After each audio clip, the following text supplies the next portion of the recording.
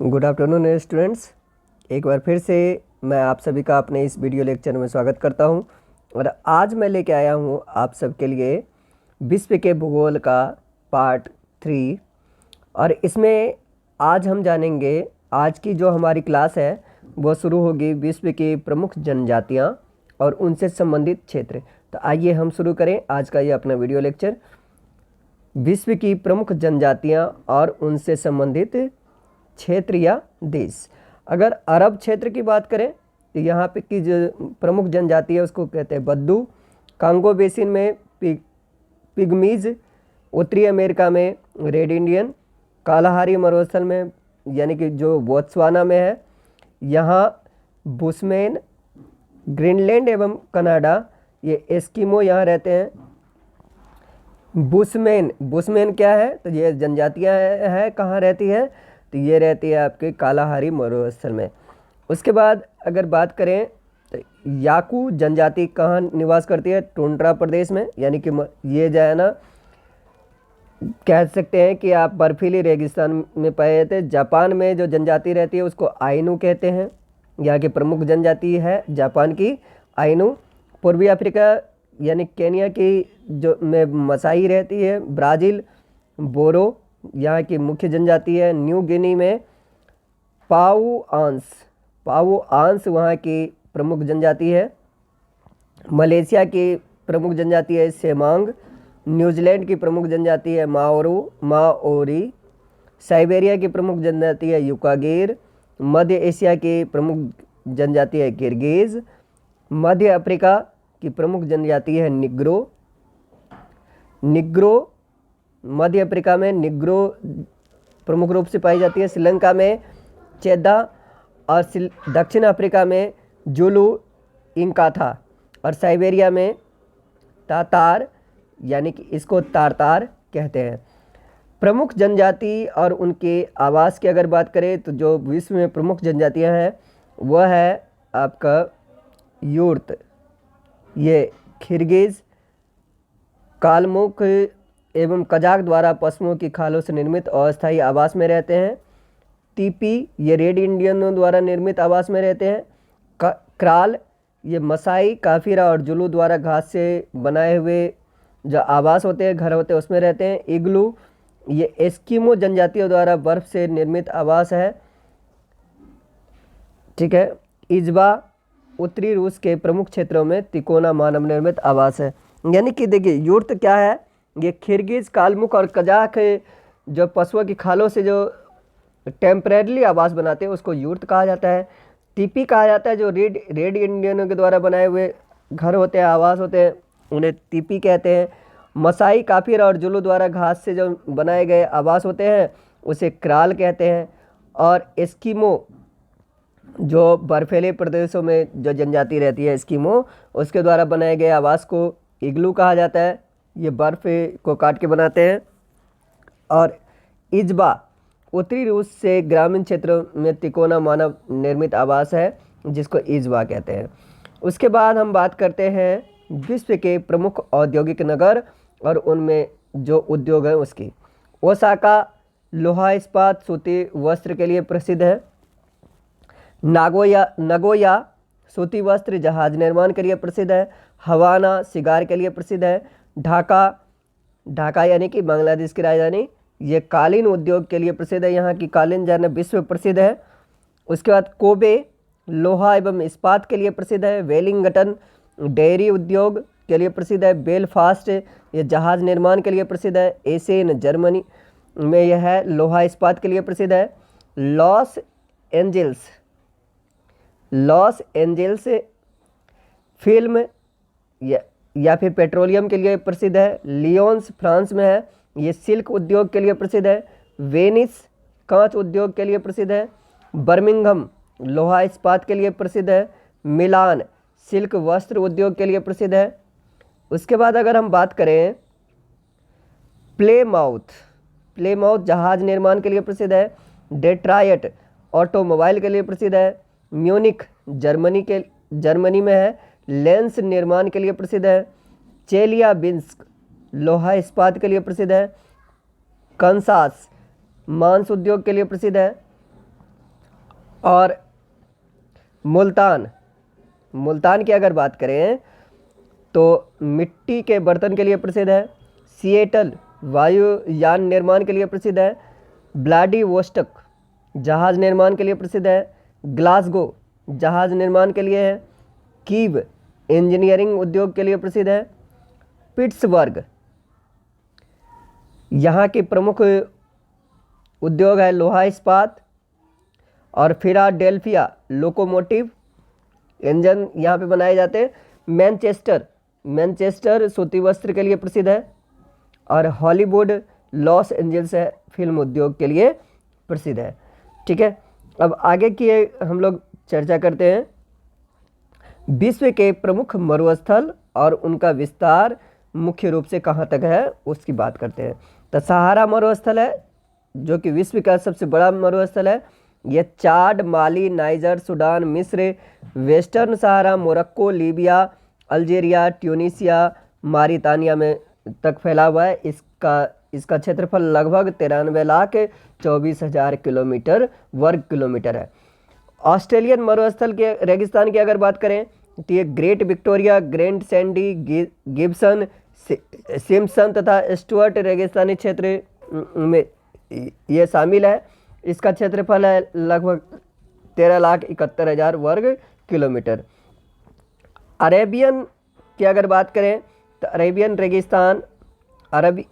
रेगिस्तान सऊदी अरब, Iraq, Kuwait, Qatar, Yemen आदि क्षेत्र में फैला हुआ है और इसका क्षेत्रफल है लगभग 23 लाख वर्ग किलोमीटर। गोबी मरुस्थल मंगोलिया और चीन में फैला हुआ है। 12,95,000 वर्ग किलोमीटर इसका क्षेत्रफल है। कालाहारी बोत्सवाना अफ्रीका में है। 9,30,000 वर्ग किलोमीटर इसका क्षेत्रफल है। उसके बाद की अगर हम बात करें तो यह है आपका तकलामकान। तकलामकान रेगिस्तान का नाम है। यह सिक्यांग चीन में है। इसका क्षेत्रफल है 3,20,000 वर्ग किलोमीटर। और सोनोरन संयुक्त राज्य अमेरिका और मैक्सिको में यह है। इसका क्षेत्रफल है 3,10,800 वर्ग किलोमीटर। और उसके बाद नामीबिया में है 8,06,000 वर्ग किलोमीटर इसका क्षेत्रफल है। काराकुम तुर्कमेनिस्तान में है। इसका क्षेत्रफल है 3,50,000 वर्ग किलोमीटर। थार उत्तर पश्चिमी भारत यानी कि राजस्थान और पाकिस्तान का हिस्सा है तो इसका क्षेत्रफल है 2 लाख वर्ग किलोमीटर। अटाकामा उत्तरी चिली में है। 1,28,000 वर्ग किलोमीटर में फैला हुआ है। काजिलकुम उज्बेकिस्तान और कजाकिस्तान में फैला हुआ है। 3 लाख वर्ग किलोमीटर इसका क्षेत्रफल है। दस्त-ए-लूट पूर्वी ईरान में है। 22,780 वर्ग किलोमीटर में फैला हुआ है। मोजावे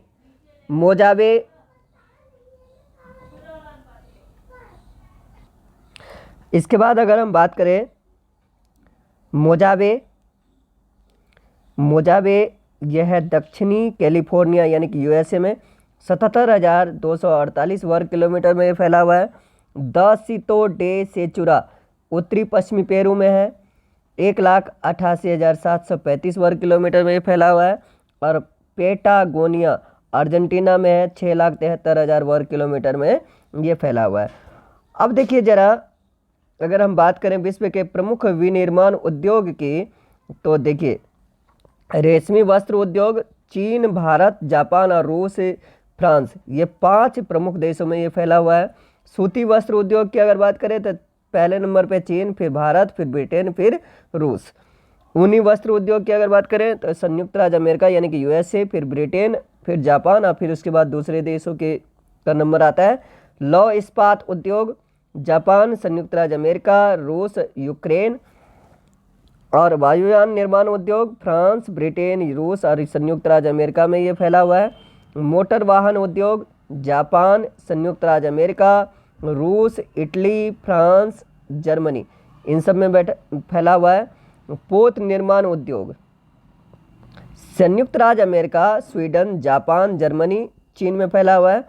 देखिए जो ये मुख्य उद्योग हैं ये सारे भारत से बाहर ही हैं क्योंकि भारत के लोगों को राजनीति और एक दूसरे के अंदर कमी निकालने से टाइम नहीं मिलता है और यहाँ पे के लोग जो है ना उसको यूज़ करते हैं गेम खेलने में, यहाँ के लोग ज़्यादा ध्यान देते हैं, तो उद्योग धंधा यहाँ पे कम होता है।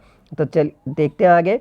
पोत निर्माण उद्योग कहाँ है? संयुक्त राज्य अमेरिका, स्वीडन, जापान, जर्मनी और चीन में है।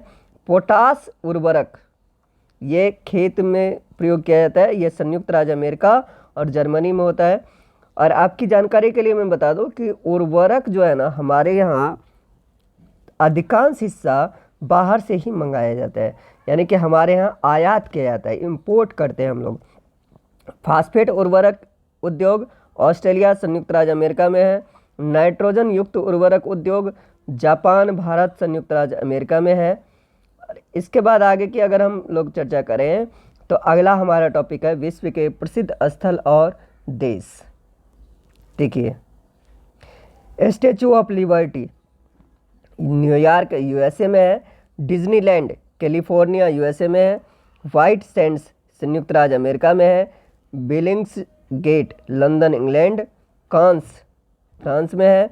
एलिसी पैलेस फ्रांस में है। रेड स्क्वायर रूस में है। ऑरीविले भारत में है। स्टैचू ऑफ यूनिटी ये भी गुजरात भारत में है। तो ये प्रमुख स्थल है जो प्रसिद्ध है। उसके बाद यहाँ पे ताजमहल आगरा गुजरात में, ये तो हम लोग जानते ही हैं। इसके बाद की अगर बात करें तो विश्व के प्रमुख पठार और उनकी स्थिति, यानी कि वो कहाँ पर है, तो कोलंबिया का पठार कहाँ है? संयुक्त राज्य अमेरिका में। दक्कन का पठार दक्षिणी भारत में है। मेडागास्कर का पठार मेडागास्कर द्वीप। ईरान का पठार ईरान एशिया माइनर का पठार है, जिसको हम कहते हैं एशिया माइनर का पठार कहते हैं इसको, ईरान में जो स्थित है। उसके बाद है तिब्बत का पठार, यह हिमालय के उत्तर और क्यूनलून पर्वत के दक्षिण में स्थित है, यानी कि इसके बीच का भाग है। मेक्सिको का पठार मेक्सिको में स्थित है। ब्राज़ील का पठार दक्षिण अमेरिका का मध्य पूर्वी भाग। ग्रीनलैंड का पठार कहाँ है? तो अंध महासागर का उत्तरी भाग है। कोलोरेडो का पठार एरिजोना यूटाह राज्य यूएसए में है। ऑस्ट्रेलिया का पठार कहाँ है? ऑस्ट्रेलिया के पश्चिमी भाग में है। मेसेटा का पठार स्पेन का आइबेरियन प्रायद्वीप में स्थित है। मंगोलिया का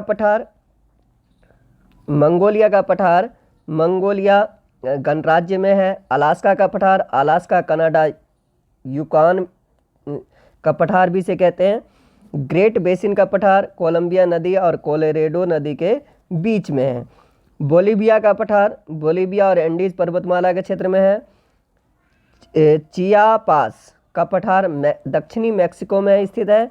इंडोचीन का पठार दक्षिणी एशिया का पूर्वी प्रायद्वीप है। और अबिसिनिया का पठार इथियोपिया और सोमालिया जो कि पूर्वी अफ्रीका में है यहाँ पे स्थित है। उसके बाद अगर बात करें तो अरब का पठार दक्षिण पश्चिम एशिया में है और एनातोनिया का पठार तुर्की में स्थित है। उसके बाद आगे हम लोग बात करते हैं वायुमंडल की। वायुमंडल में गैसों की स्थिति के बारे में जानते हैं। तो वायुमंडल में गैसों की स्थिति नाइट्रोजन N2 78 यानी कि 78.08% है। ऑक्सीजन 20.95% है। आर्गन 0.93% है। कार्बन डाइऑक्साइड CO2 यह है 0.036% और नियोन यह है 0.002%। क्रिप्टॉन यह है 0.001%। हीलियम यह है 0.0005% और हाइड्रोजन इससे भी कम है, वो है 0.00005% और जेनॉन यह है 0.00009%। इसके बाद कि अगर हम लोग बात करें तो कार्बन डाइऑक्साइड जो है ग्रीन हाउस प्रभाव के लिए जिम्मेदार है। ओजोन गैस समताप मंडल के निचले भाग में पृथ्वी के सतह से, यानी कि पृथ्वी का जो धरातल है उससे 15 से 35 किलोमीटर की ऊंचाई में पाई जाती है, लगभग आई है। धूल कणों के प्रकीर्णन के कारण आकाश का रंग नीला दिखाई देता है। इसके बाद आगे की हम लोग बात करें वायुमंडल की संरचना और इसके तापमान और इससे जुड़ा हुआ जो विशेष फैक्ट है उसको भी हम इसमें देखेंगे। तो सबसे नीचे का जो परत है उसको कहते हैं क्षोभ मंडल। इसकी ऊंचाई लगभग 15 किलोमीटर है, यानी कि 8 से 15 किलोमीटर के बीच है। ध्रुव पे 8 किलोमीटर और जो विषुवतीय वृत्त है वहाँ पे 15 से 16 किलोमीटर भी है। और इसके तापमान की अगर बात करें तो ऊंचाई बढ़ने पर तापमान घटता है और दबाव बढ़ता है। और वायुमंडलीय घटनाएं जैसे कि आंधी, वर्षा, बादल गिरना, ये सब सभी घटनाएं क्षोभ मंडल में ही होती है।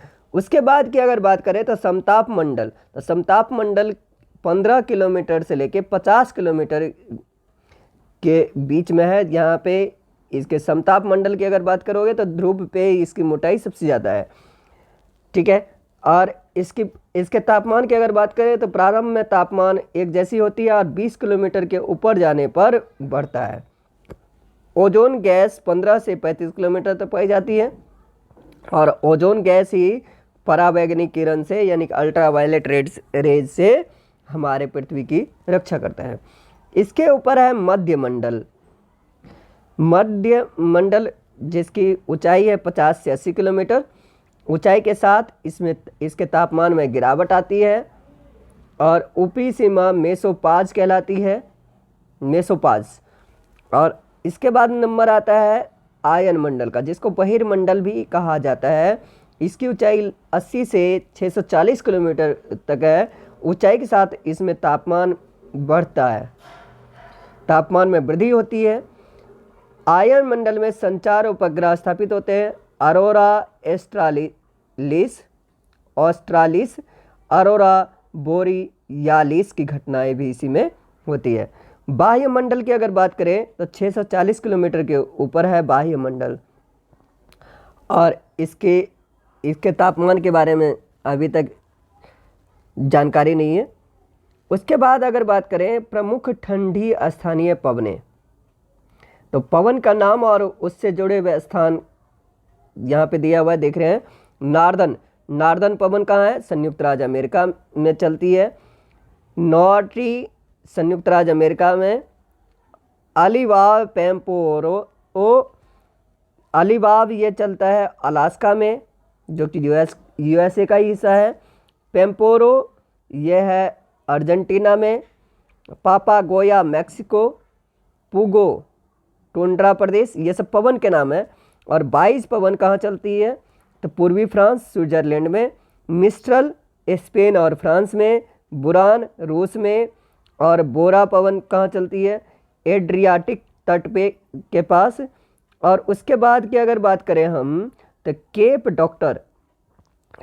डॉक्टर टेबल ब्लॉक इस पवन का नाम है।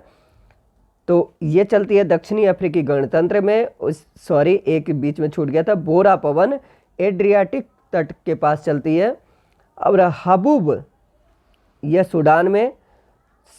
सिस्तान पवन पूर्वी ईरान में। और ट्रेमोटेन मध्य यूरोप में। और लेवेंटर ये स्पेन में चलने वाली प्रमुख पवनें हैं, जो कि ठंडी पवनें हैं। उसके बाद प्रमुख गर्म स्थानीय पवनों की अगर बात करें तो ये देखिए, सिराको सहारा मरुस्थल और इटली में। हरमट्टन ये डॉक्टर पवन है, ये गिनी तट पर चलती है। ये गर्म पवनें हैं, गर्म स्थानीय पवनें हैं। चिनूक एक गर्म पवन है जो कि राकी पर्वत संयुक्त राज्य अमेरिका के पास चलती है। फॉन आल्प्स पर्वत स्विट्जरलैंड। ब्रिक फील्डर ये ऑस्ट्रेलिया में चलती हैं। और सिमुम अरब रेगिस्तान में चलती है। ब्लैक रोलर ये उत्तरी अमेरिका के मैदान में चलने वाली पवन है। और गिबिली लीबिया में चलने वाली पवन है। और उसके बाद अगला नंबर है खमसीन मिस्र में चलने वाली पवन है। और लेस्ट ये मेड्रिया कनारी द्वीप में चलने वाली पवन है। चिली ट्यूनीसिया में चलने वाली पवन है।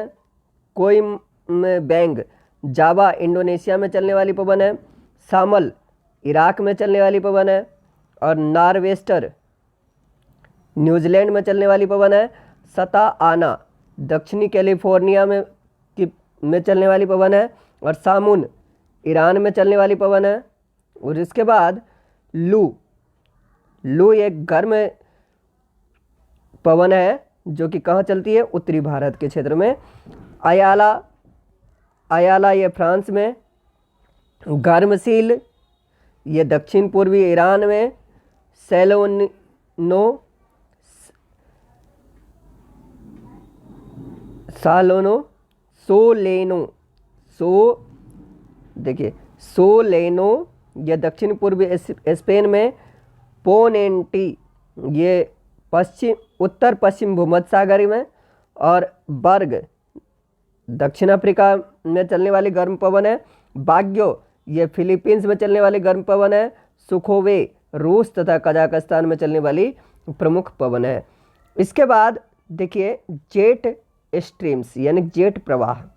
जेट प्रवाह की अगर बात करें तो जेट प्रवाह का संचरण यानी कि चलती है ये दोनों गोलार्धों में अक्षांश से ध्रुवों के बीच 20 डिग्री के पास। ये 7.5 से 14 किलोमीटर की ऊंचाई के बीच होता है।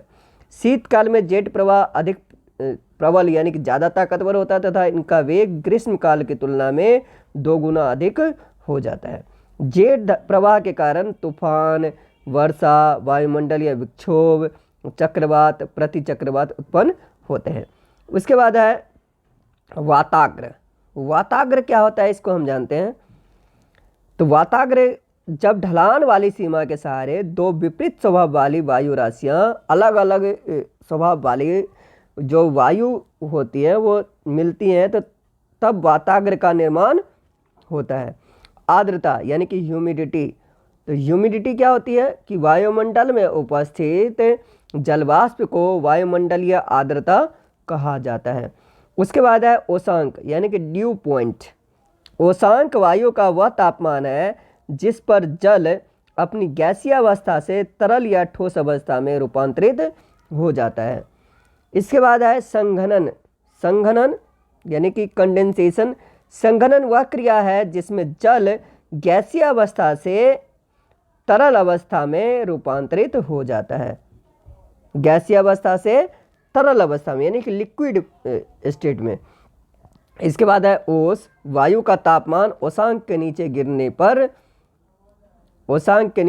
पर वायु में उपस्थित जलवाष्प संघनित होकर जल की छोटी छोटी बूंदों के रूप में पृथ्वी तल पर जमा हो जाता है, जिसे क्या कहते हैं, ओस कहते हैं। तुषार अथवा पाला यानी कि फ्रॉस्ट। पाला अथवा तुषार तब पड़ता है जब हिमांक से ओशांक नीचे रहता है तथा अतिरिक्त जलवाष्प हिम कणों के रूप में जम जाता है। कोहरा यानी कि फॉग। कोहरा क्या है तो वायुमंडल की निचली परतों में एकत्रित धूल धुएं के कण तथा संघनित जल कणों के कारण सतह के समीप बने धुएं के बादल समान होते हैं और जिसे हम क्या कहते हैं, कोहरा के नाम से जानते हैं। और कोहरे की दृश्यता 1 किलोमीटर से भी कम होती है यानी कि 1 किलोमीटर से भी कम दूरी पे तक जाना इसको आप देख पाते हो उसके आगे का भाग। इसके बाद अगला हमारा टॉपिक है जलमंडल।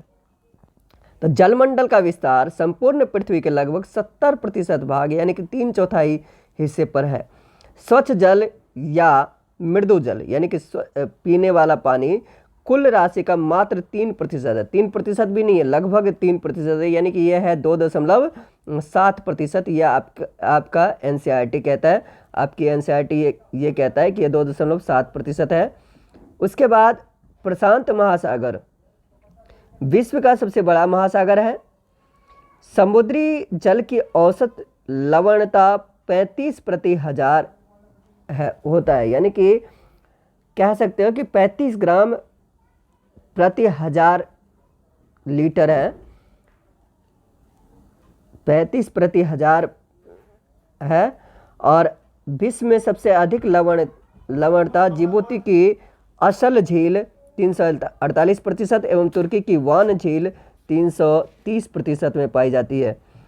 उसके बाद हम लोग बात कर लेते हैं इसमें महासागर और गर्त की।